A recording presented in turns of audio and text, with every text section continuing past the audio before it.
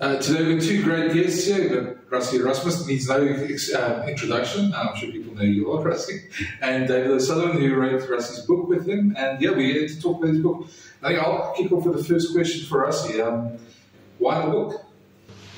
Yeah, it's nice to see you guys. We've come a long way. Yeah, it's always nice having wine while talking. Yeah, the book. Why the book? I think I'm not a big book reader. After speaking to David and Terry, and they explained to you what the plans are, I thought, when you're not relevant anymore and you hope to see something keep going on, you probably afterwards will be a little bit too late. If you tell people now while you're still in it, some of the good work may continue, and some of the mistakes I made we might erase and go better forward. And that's both in personal and in rugby life. You always struck me as somebody when you were still playing that of all the players, maybe all the coaches, that you were probably the least likely to write a book. So something must have happened sort of in between there. Was there any specific moment where you thought, okay, you know what, I'll flick the switch? No, I think if you asked me 2 years ago, I would agree. I'm the least likeliest guy to I don't read a lot of books. But certainly the way they explained to me what they want to portray and get out of the book, when I understood that and when we had agreement, listen, we do this book, and if it doesn't come out the way you want it to come out, we just bin it. That made me really comfortable, and I mean, then I trusted David right from the beginning, and we just played open cards. And I think the way David wrote it was almost me telling the story and exactly how I think I would want to tell it. Yeah. And I'm not trying to win over friends. I'm trying to tell the waarheid, the truth, and just get another side to all the good and the controversial and the bad things that happen. We could probably ask David as well. I mean, the element of, with most books, there's the need to sell the thing. Yeah. So to what extent was it a balancing act where there's the sex of rock and roll, but there's also this wonderful character and name and bot legend that you sort of need to put up in lights? So for me, what happened was that I had a perception of Rassie, and then when I met him for the first time, we met at the Grendel wine farm in Durbanville, and the image, after 3 hours of conversation, which went like that, I realized I had the wrong impression of him. He's actually this very shy, quiet, introverted person. And that's actually, and he was at pains to say to me, people always misjudge me. They always get me wrong. They think they know me, but they actually don't know me. And it became the opening part of the book, that this isn't the person you think it is. And now we're going to tell you the real story. But in order to get that real story, I said to Rassie, let's talk about everything. Let's do the controversies. Let's do all the emotional stuff. And only afterwards we'll look and say, are you bearing your soul too much? Do you feel that that's something that's too private? I don't want that in the book. And as it turned out, all of the stuff went into the book. Did you at any point say, oh no, we can't write that? There was never, I said to Rassie a few times, I'll fight you if you take this part out. But it was never a case of him saying, well, actually, let's have a discussion about it. All the emotional stuff, the stuff about his childhood, his upbringing, the video, the bannings, all of that stuff, Rassie was very happy for us to keep it in as it was. And I felt that sometimes it was almost oversharing. But I don't think anybody who says, oh, you've missed something, I'm saying, actually, we haven't. That's all there is to it. If you feel there's more to it, then your information is wrong. Then you're part of a conspiracy theory about things. Well, I suppose, it's like anything in life. You can always, if you start talking about anything, you can go down a rabbit hole for hours and hours on a certain subject. But at the end of the day, the essence of the story is what matters. Yeah, but to your point, Liam, about we've got to sell the book. The whole time, because I'm a journalist, I'm going, where's the headline? Where's Liam Delcombe's headline that makes this on the front page of the Sunday Times as the lead? I don't feel that there ever was something as earth-shattering that would provoke a big hue and a cry. But I think the frankness and the honesty of Rassie in the way he's confronted some of the bigger moments of his life is in itself is at the heart of this book. The selling point almost, yeah. Yeah, it's because it is just so frank and honest. But there was, I mean, I often get people saying, oh, you're going to write about the politics, all the politics Rassie had to deal with. And there isn't politics because there wasn't any. And I know people will, and we even wrote this line, people will read this and say, oh, bullshit. Because it's become the popular myth, isn't it, that Rassie was told to pick black players. He was told to pick Siya Kolisi. He was told that black players need to be in. He was told, he was forced to do quotas. None of that is actually true. The real story is in the book, how it happened. And it's a wonderful story of a process that Rassie started long before he became the coach. The Elite Players Development Pathway, the EPD, I feel, is at the core of this book. And the way he nurtured, identified and nurtured young players. So when Lekanyo Mapimpi, Cheslin, those guys are now playing for the Springboks, it's not the first time he saw them in 2018. He saw them when they were kids. Yeah. That's the important. He saw Siya when Siya was a lightie. That's why he was able to pick them. I remember saying to Rassie, when you picked your World Cup squad, did you then count players to make sure you got your racial quota, racial balance right? He looked at me like I was mad. He said, no, John, I did it all for years. I didn't have to look at that stuff. Yeah, the thing is, if I can add to that, the EPD is really something that we're really proud of. I think it was just after 2011 when I was appointed our performance manager. That was one of the things, listen, let's find a pathway for players, and especially black players, into the system. And the thing was built around, and he explained it really good in the book. But the thing that makes me happy about the whole EPD pathway, because another first thing people will say, if you weren't in this squad under 15 or under 16, what about the guys, the outliers? But Mapimpi is an exact example. He was 29, and as the Mobi unit, we found, and because we started the Mobi unit as well, we found him in Border when Border was under administration, and Lekanyo a guy like Kirtley Ardenson. Because we have got scouts everywhere, Sean Roof phoned me up and said, hey, there's a lightie here playing. I mean, he's not a boy anymore. He's not a lightie anymore. But then there's the typical Salman Murats, the typical guys, Jaden Hendricks, who's come from under 15. They've been in the squads. We know them. There's the roadmap on every single one of them.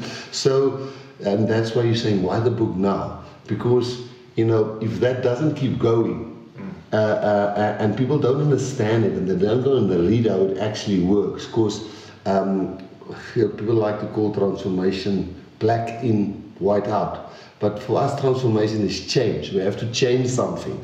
And if we don't change the way we started with under 15 boys, how do our SA schools team and our junior Springboks team, how will they be representative and eventually the Springbok team? So, yes, I'm glad that the EPD system worked, but it didn't filter so much that the outlier who was maybe injured or didn't make the Craven Week side doesn't have a way back into the system, like a Mapimpi at 29. Mapimpi turned 34 yesterday, if you think about it.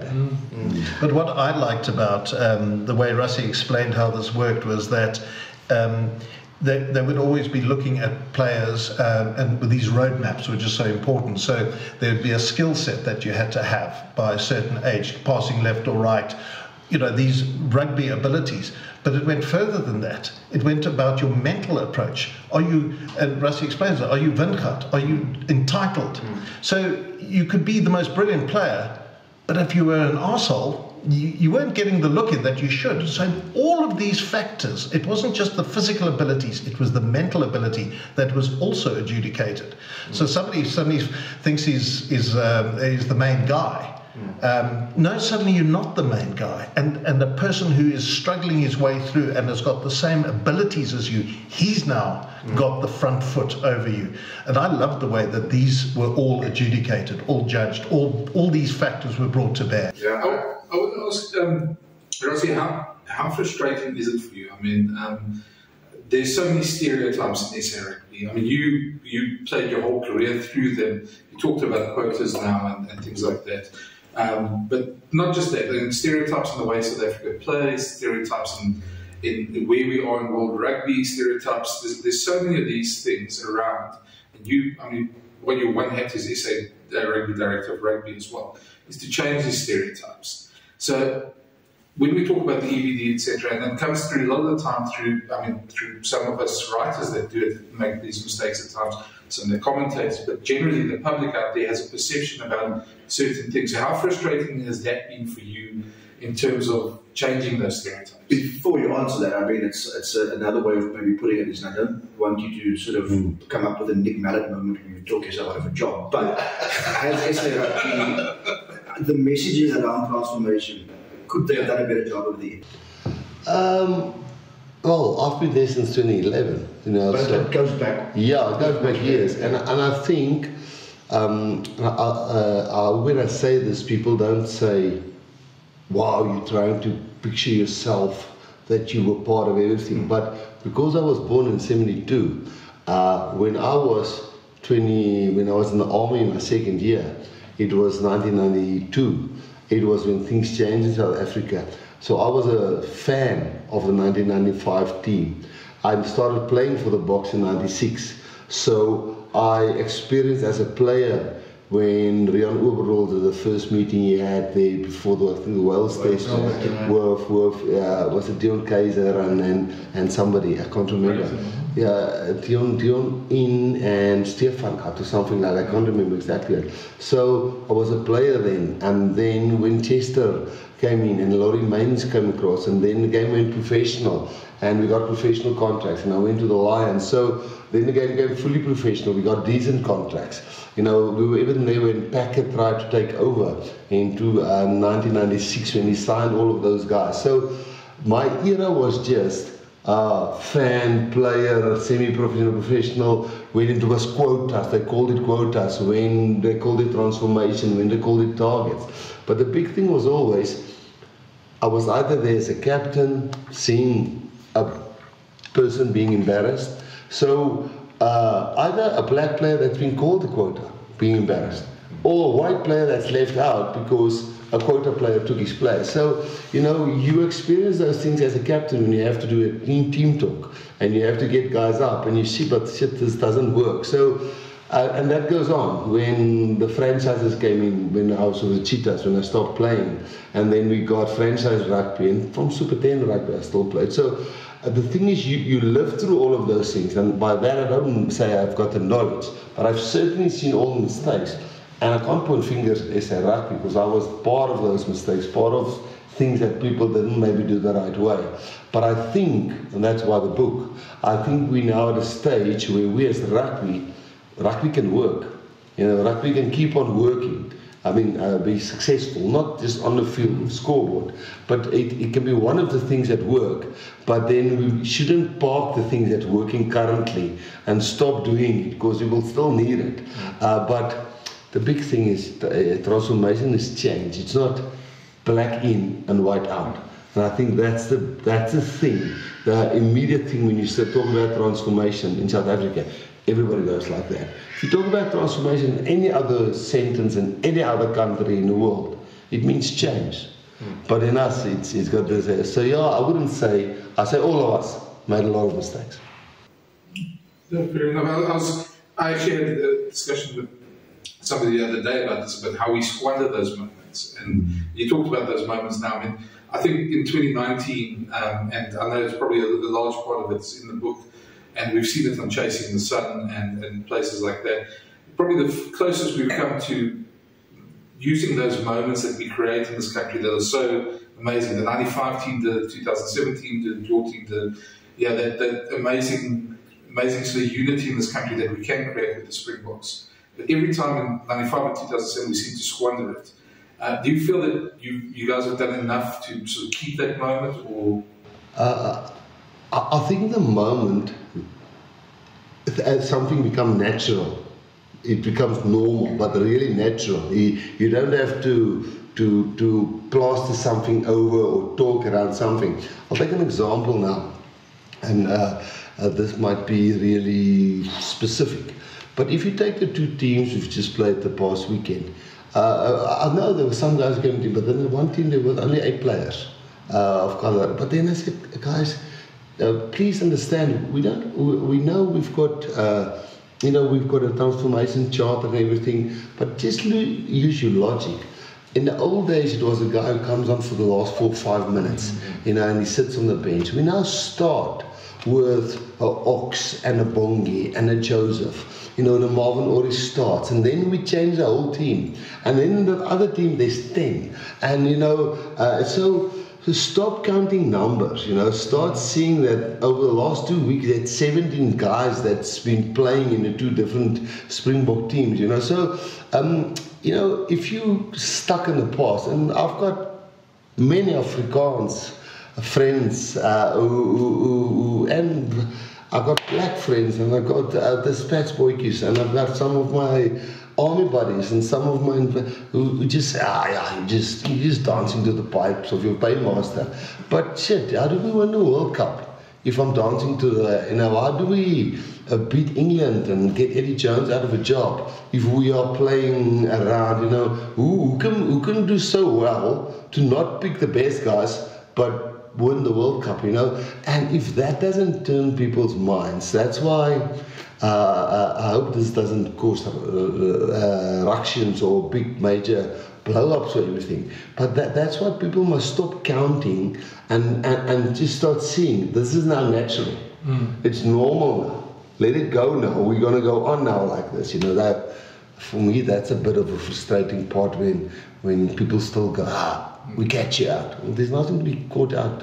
Yeah. On that score, you're obviously not going to be in the job forever. So that legacy, or that way of thinking, once you leave that job, how comfortable are you that what you leave behind, the next person will sort of tap into that frequency and do the same thing and sort of attack that task with the same sort of vigor and alacrity? Look, me and David clicked from the day there, the Grendel, and I said to him, listen, I'm gonna let go here. Of course, I can't tell you half-truths and manipulate you to write thinking books.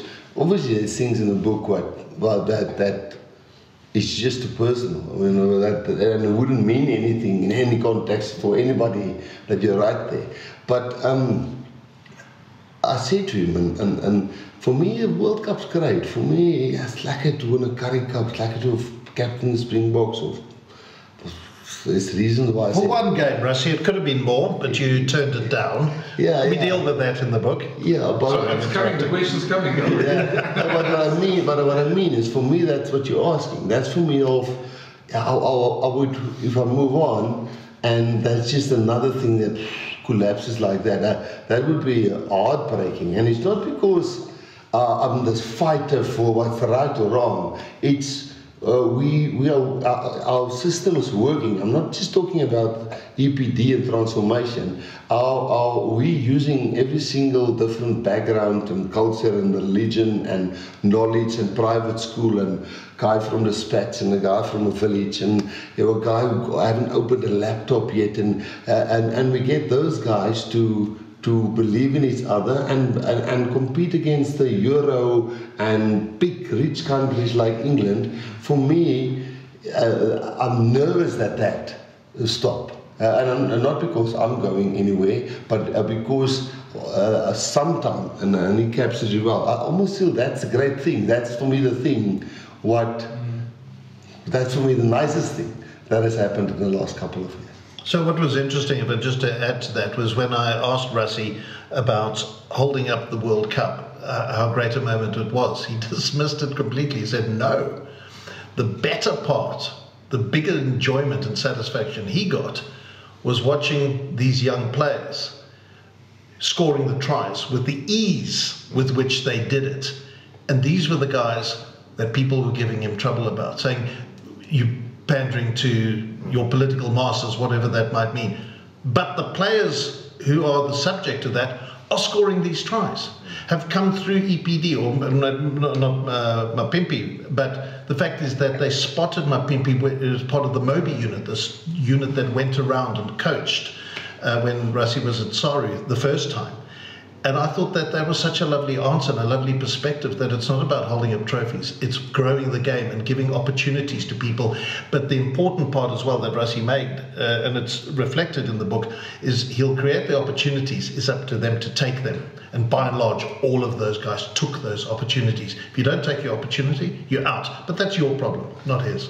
I want to turn a bit to, which I think in my mind, and I hope you confirm, is a moment that sort of almost changed your thinking in a lot of the ways was when you went over to Munster.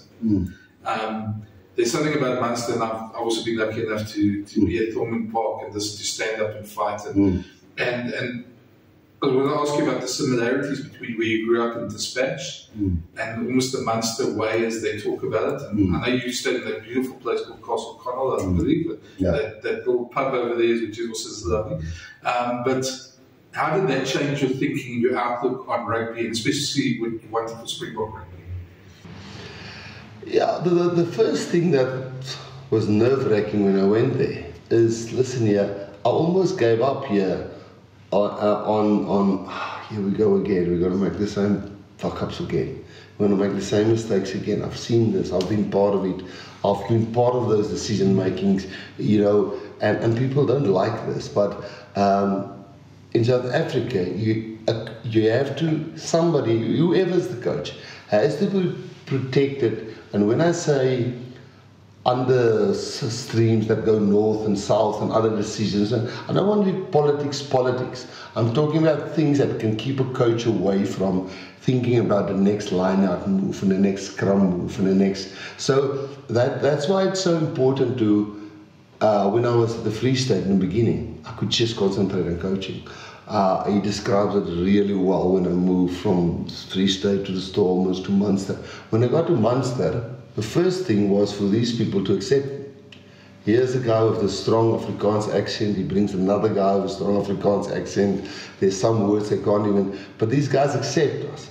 And, you know, the head coach dies, and we explain, I don't know how to handle it, how to do this, and how we got each other's trust, and how they actually taught me how to adapt to things they do. And then you think, you sit there and you think, but why do these Irish people, are they just really good people? Why do they accept me? Why do they help me? Why did you take me and my family and Jaggery's family in and just make us feel so comfortable? But we in South Africa grew and we've got hardship and everything together, but yet we just can't get a team together and mind each other. And think about each other, and that's where I learned. But listen here, the people who's not the right people, and there was great players there, which is the Munster way. Listen, if you don't line and fall in, next man in, goodbye. And I think when I got back to South Africa, I just thought, but if those guys can do it with only 4 million people and not a lot of rugby players, and they still were so strict, they don't suck up to a player if he doesn't fall into line.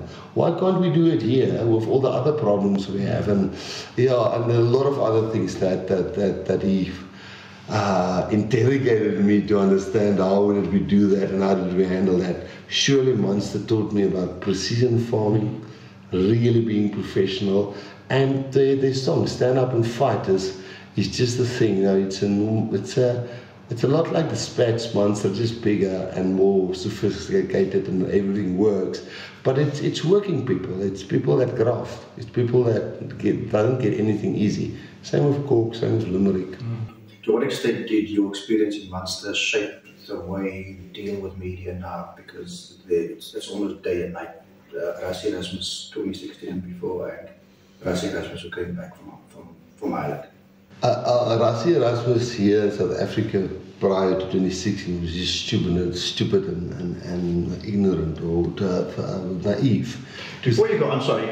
In fact, the week you left for Ireland, I had an interview lined up with you, 800 words in the Sunday Times, a big hole in the paper. It was left by Rassie, who didn't do the interview, but you agreed to it. Yeah. Sorry, that's one of the reasons why I brought up the question. No, it's something that I saw media as the enemy. Again, you know, coming from the Spats, going to Bloemfontein, having Hendrik there, or George van Eck there, the only newspaper guy, the Volksblad, and you know, you can do your thing, you can put lights on the roof, nobody say, everybody just supports what you're doing. Ex-players doesn't fucking go at you, they support the team actually, they tell you this is wrong and this is right, but so, what is the question? How did Munster Island shape so when I got there, now you suddenly see the media there in Limerick, but these guys, and especially when Axel passed away, these guys really care. And you see, but the fans can't come to the training sessions, and they only see Munster play on Saturdays.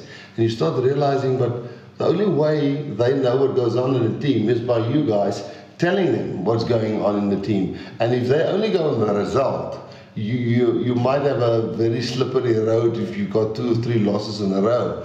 And my eyes just went open and I thought, shit, but I understood the role of media. I understood that because a lot of media in the past went on the sensational route, the ugly route, what's wrong, what do we... Cheap headline. Yeah, but then you get the guys who really just wants to report, yes, it's a scoop, yes, you want to have the inside line, but you want to actually tell the supporter what's going on. That's why you want the team before the other reporter, because you want to tell it first.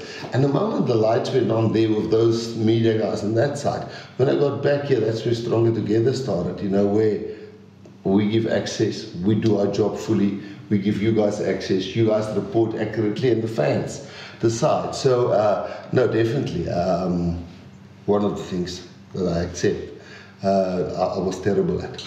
You tell in the book there's a story about, I think your father told the story about crabs in the bucket. Yeah. It's an old Afrikaans fable about how South Africans keep on putting each other down. Yeah.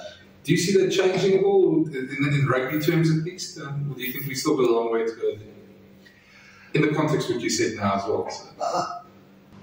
Yeah, I think the moment we start understanding, and listen, obviously because there's money in the game. Remember when we all played rugby just because there was like a dance afterwards and we had a beer at the after-match function, and the guys, we got into a train when we played the blue ball sometimes with the president's team or the Free State B team, you know, you're just happy to socialise and we go and watch a club game.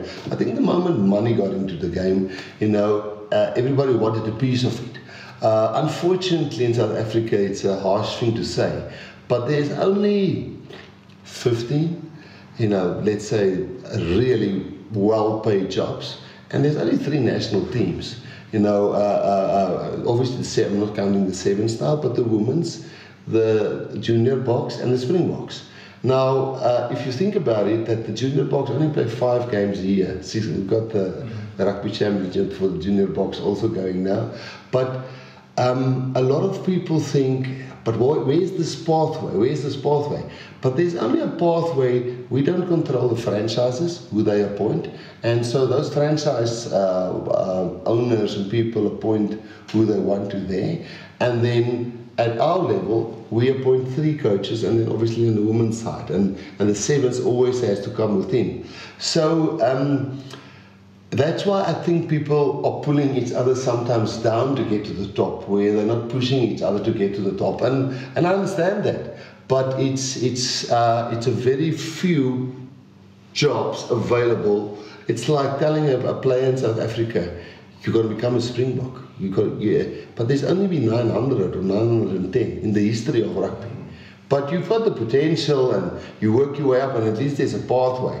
I think the moment there's money involved, but how do I get to that top?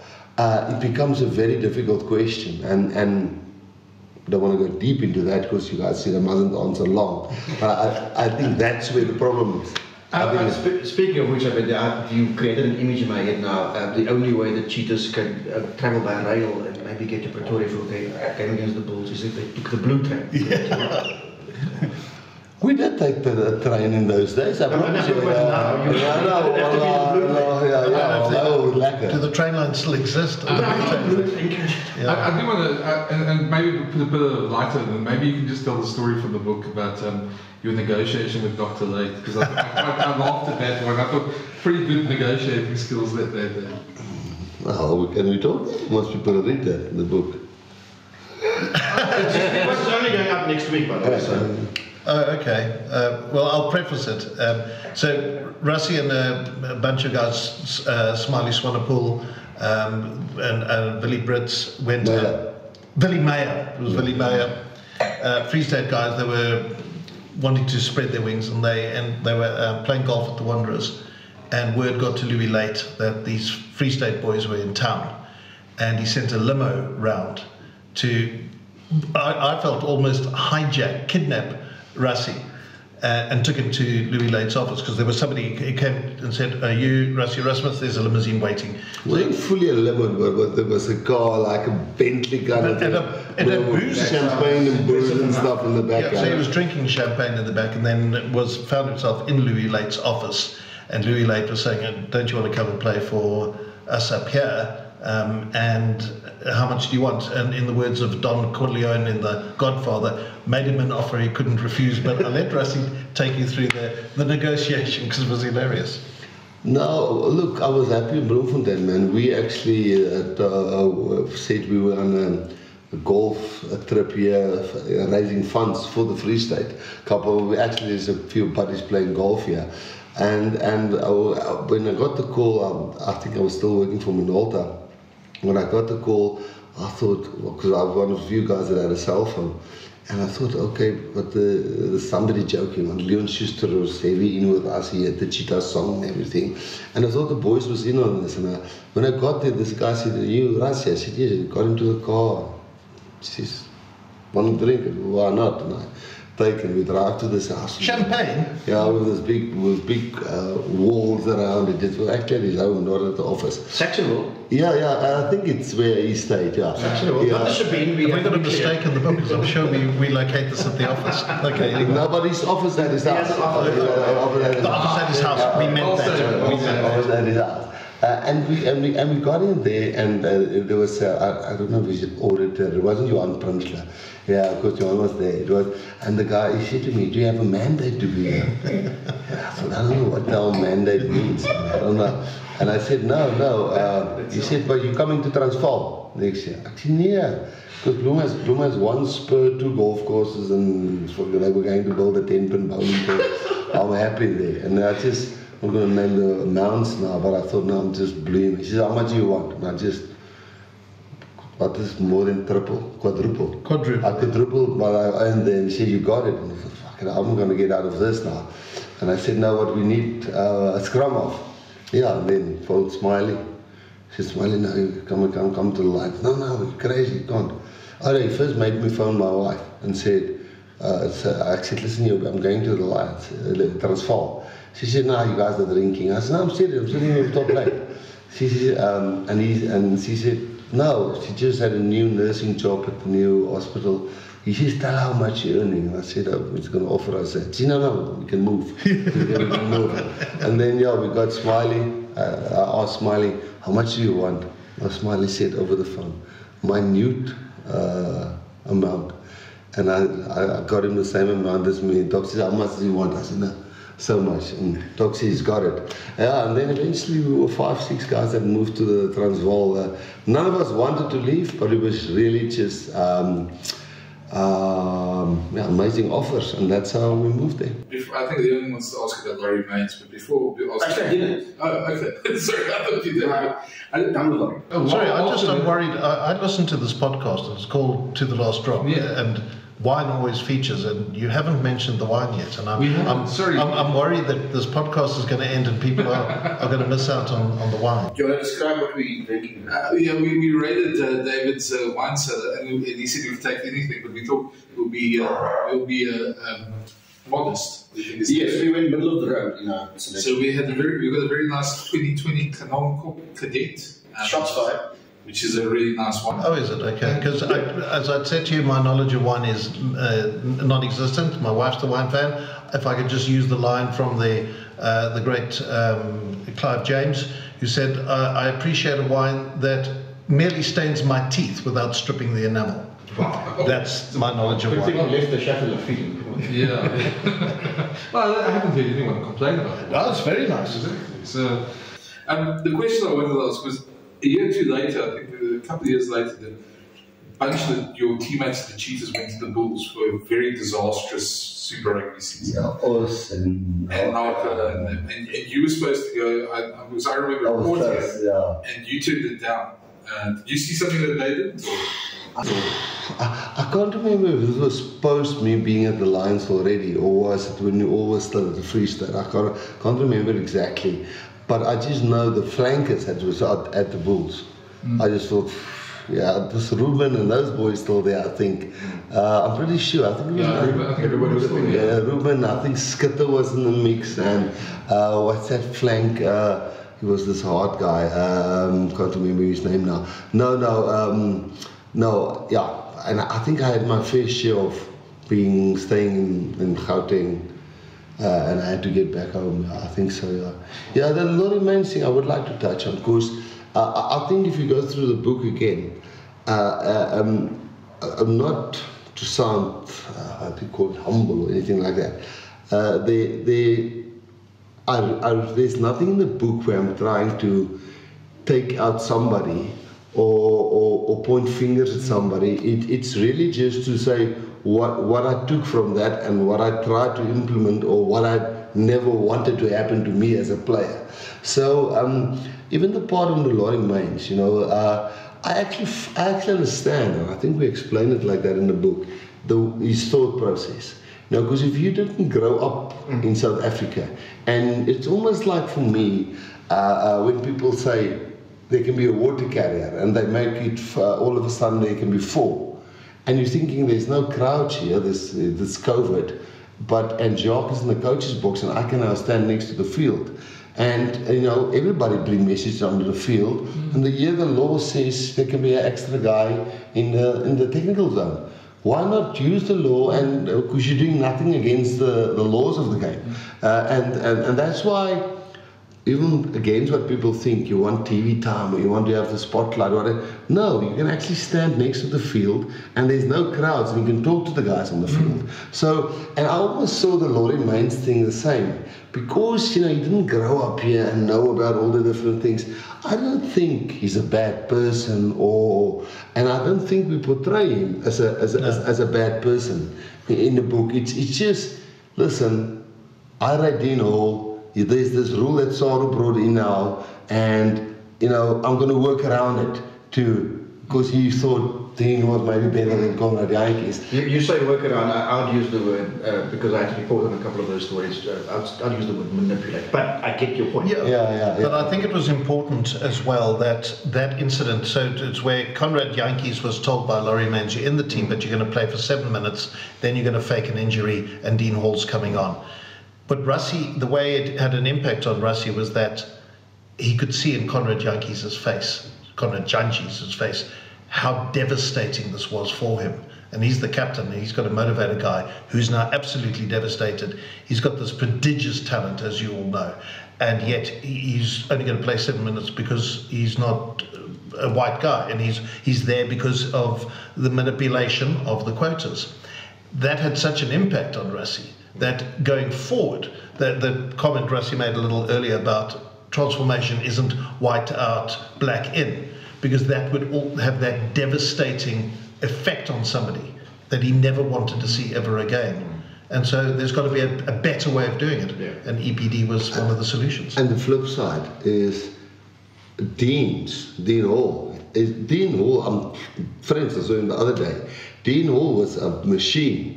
But also for Dean Hall, and it's not because I was particularly sharp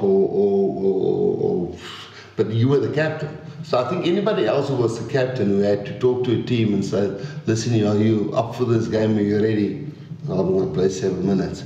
And the other guy, I'm coming on when that guy's going off of the 7 minutes. It's kind of a logic thing that happens to a captain. You see, it's just a slap in the face for the guy that's taken off, or for the guy that's been brought on. Because none of them feel this. Are you with me? Yeah, I think it's very... somebody's phone vibrating. I was wondering what it was. No, we are. I want to jump, obviously, your favourite topic that you love talking about. I'm going to jump in straight in. You know where I'm going now. And I'm not going to go into specifics because I think people should read the book to know exactly what happened behind the scenes with the referee in the Lions tour and the whole situation that you got a man for that. But can I just say, Brendan, done with frank honesty, more honest than I thought. No, I agree. Yeah, no, I'm just saying for anybody who thinks possibly you're going to get a sort of a glossed version or a sparkly version of what happened. No, you won't. You get warts and all about that whole incident. And I also want to, I don't want you to talk yourself out of a job. Yeah, of course, but do you feel that there are still double standards in world rugby on these issues? And how do you feel your relationship with referees now is? No, like everything else. And I've, in the book as well, I like to bring it back to embarrassment. And sometimes, not sometimes, lots of times myself, like any other person, make mistakes. If me and you are disagreeing on something and you tell me, listen, I was wrong, then I'm not going to rub it in and tell them, you were wrong, because then I'm embarrassing you already. And I think, where one maybe overstepped the line is that when referees make mistakes, it's normal. When players make mistakes, normal. When coaches make mistakes, it's normal. And I think working or phoning Nigel Owens, trying to get somebody to work with us, was obviously we got to a stage where we were a bit frustrated that are we seeing things differently here? But then it got to a stage where people felt, and I felt sometimes, assuming or just making their own perception that I'm already embarrassing this person. And sometimes it was just frustration to getting an answer back. But then in hindsight, you think, being the person on that side, you probably were embarrassed. And you never get something good out of embarrassing somebody, So that's definitely something that this year, and since the end of last year, that with Nigel and Jakub Paper, who's worked a lot with us now, is that you're going to get nowhere embarrassing referees. But, also I felt prior to that the communication just wasn't sufficient not to know what's going on. And I must say, having a meeting with Gilpin and Phil Davies end of last year, and they bring out that statement, I felt, okay, you guys get us now. I think we get you guys now. And I don't think we've put a foot wrong since. And whatever I also say in the book is, in my opinion, totally the truth. But I do understand that there was a stage where somebody would feel embarrassed. But that was also me at one stage.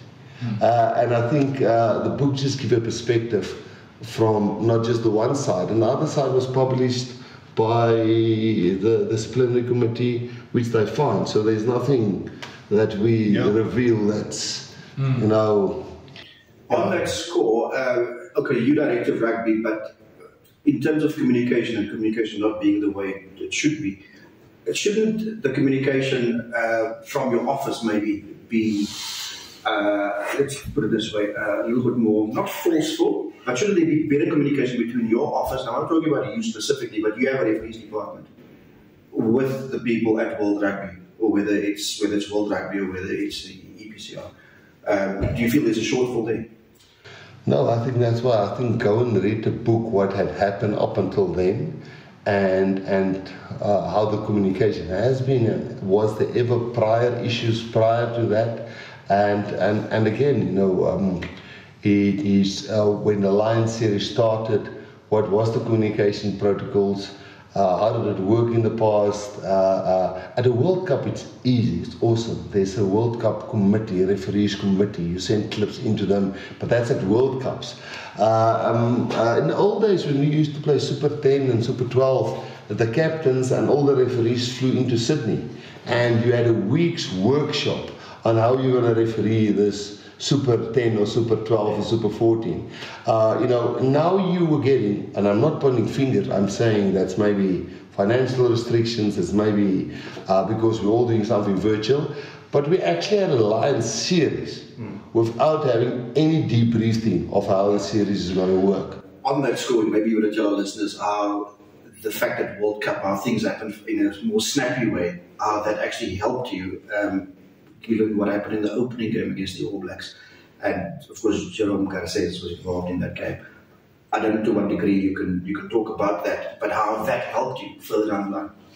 No, I just think World Cup communications is and I think World Rugby now, I must give Joel Jewett and Phil Davies, and we've got there every time now there's a communication protocol that gets circulated, how much clips you can send in, when you can send in, when you can get feedback, when you can contact the referee, how you can contact that we know it now before every tournament.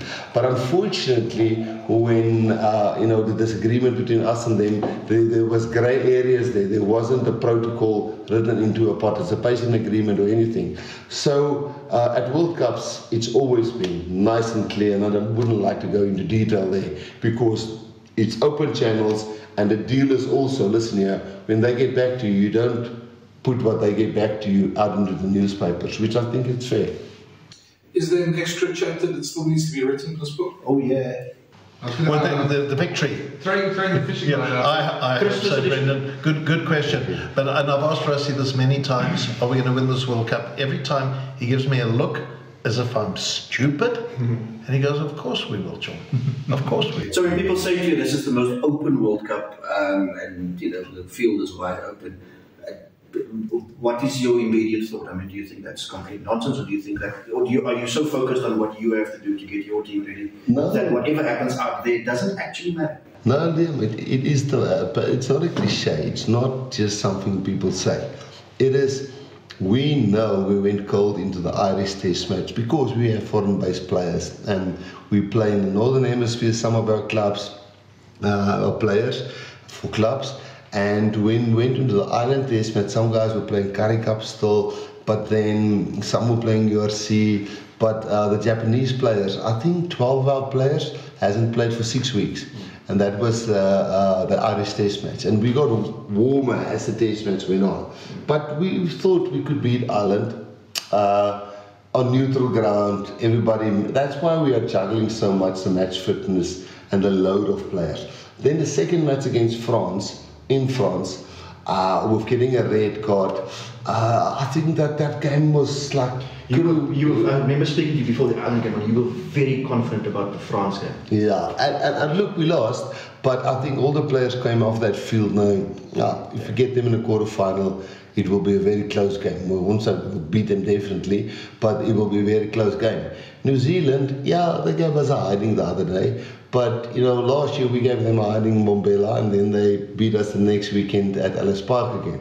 We play them at Twickenham again, and that will probably give some momentum going into the World Cup. But that's just Scotland lost to Argentina, I think. But Scotland also they beat somebody crazy. I think they're 4th or 5th in the world now. So and Ireland's number 1. So I think the facts tells you it's just you just can't pick a favourite, right? I'll ask you. I wasn't on that tour last year, but I mean, sitting here in South Africa, and we all make mistakes. We watch Six Nations, we watch France and Ireland beat New Zealand, and we see how good they are, the momentum, and you get swept along with the momentum, and a lot of fans do as well. How much did that mean to you guys to play that, even though you lost both test matches?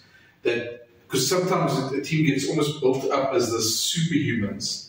You haven't played them yet. You guys hadn't played them for a long time before. Yeah, the thing is that difficult to judge with us. Like when we go into rugby championships, those guys have played Six Nations. and we haven't played since last year November's tour. So the world rank is a bit skewed. Then we go into rugby championships. Then New Zealand has played. They had 2 teams in the final, which was 2 weeks before the rugby championship. Argentina, and I think that's why they were also so bit off their game in that first one. Their players play all over the world. They don't play in the Sanzar competition, the rugby the Super Rugby, Pacifica or whatever, and they also have to get their teams. They got different players they have to align. Australia is just a different kettle of fish because Eddie is in new, he has to get the rhythm there. But rugby champions' first 2 games, and with only being 3 games this year, it's pretty tough for us because we had a 7-week pre-season where you can't even organize a warm-up game because there's resting periods and players' insurance, and when you get a player from a premiership, you must have 4 weeks off. And there's a lot of admin that has to be done, but that's why hopefully Argentina away, Wales, New Zealand. Hopefully when we Scotland, we're nice and match ready. I was just take people listening to this, and I'm sure it comes through a lot in the book as well. Give us an insight on what's a match day to you, and I want to throw sort of part B to that. And what was a match day to you when you had to serve that ban? How difficult was that to you? Obviously, knowing how passionate you are about rugby as well. Yeah, a match day means you can't be banned. You can't be the match day with the team.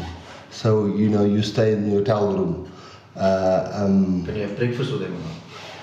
You can have breakfast with them, but you can't go team talk, yeah. and I mean, World Rugby is, I must say, the relationship between us and World Rugby has really been good, in the sense that it's not petty things that they are being specific to us, or I think that respect is starting to being restored, and again, maybe because we realize that, listen here, the communication protocols are now in place. We don't have to point fingers or ask questions all the time. Let's accept that if they make mistakes, they're going to make it both sides, and there is a communication protocol. But no, I think match day ban is probably the thing that hit me the hardest, because you can train the whole week with the guys, and then they go to bed on Friday evening, and then you see them Saturday night at the Kontiki again, or at the team meeting again, and then it's a win or lose. So normally, when I'm with the team, I'm involved in everything up until the warm-up. So yeah, it's a massive difference. I think the last one for me is just basically for both of you, what do you want people to take out of this book? I want them to look at Rassie's transformation story so that we can put to bed this whole notion that the man is a political animal, and understand that it actually was a rugby process that won the day, and we don't need politics to guide us. We can actually look at proper processes that work to guide us to success, if that could be the overriding thing. But they're also very funny stories that are in the book as well, and wonderful insights into things we know so well. The Rugby World Cup, the British and Irish Lions, Rassie as a player, wonderful insights into every facet of his life, and then some deeply personal stuff about his upbringing as well. But for me, it's how did he get transformation right? How did he create a team that is now supported by almost all South Africans? How did he get that right? That's what I hope people take away. Yeah, I know we chatted a lot about that. For me, that's one of the things, and certainly one of the important things. But for me, it's listen, man, you can be a Okie from Dispatch, or you can be a guy from Kraaifontein, or you can be from Zwede, or you can never open a laptop in your life, or we can find a way to work together and be successful because we respect each other, we trust each other, and if you get the right people in the room and everybody, whilst making mistakes, whilst losing, that's for me the whole hope part. the whole hope part is if I don't backstab you or talk shit behind your back, or if you don't wonder what is my intentions, trust develops. And the moment trust develops, honesty is there. And the moment honesty is there, then win or lose, you'll get better and better. And not saying at all there wasn't a shitload of mistakes that I made and still make. But I hope they take out that you don't have to be the sophisticated guy with 10 degrees, which I admire and rank and fantastic. You can be a normal guy with normal problems and mistakes and still make it work. And I think people underestimate their possibilities to help make something work in South Africa. Just thanks, guys, for the chat, and I hope the book does very well. Well, thank you very much. It's been an absolute pleasure chatting to you guys, and I'm a fan of the pod. So I'm glad that we could be on it. What was also quite clear is we could easily have sat here for 3 pods. Yeah, the time doesn't allow us that. Yeah. Thank you very much. I think we should rate David's answer. Yeah. Cheers. Cheers. Cheers. Have a wine. Cheers. Have a wine. At 1. Don't tell them it's 11. We're recording this at 5 o'clock in the afternoon. Thank you. Cheers.